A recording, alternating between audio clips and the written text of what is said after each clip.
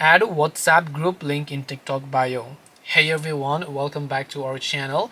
In this video, I will guide you on how you can add WhatsApp group link in TikTok bio. So make sure to watch the video till the end. If you want to add a WhatsApp group link in TikTok bio, all you have to do is go ahead and then actually open up WhatsApp over here.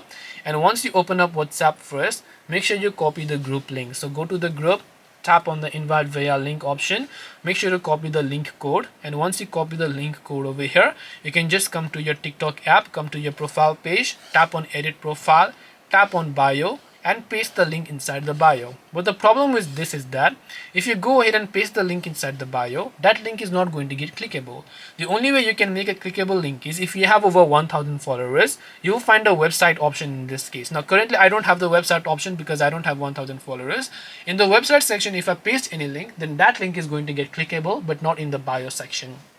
But you can still add a group link regardless of everything. This way you can add WhatsApp group link in TikTok bio. Hope this video was helpful. If you have got any questions, feel free to leave them down. Thank you for watching and see you in the next video.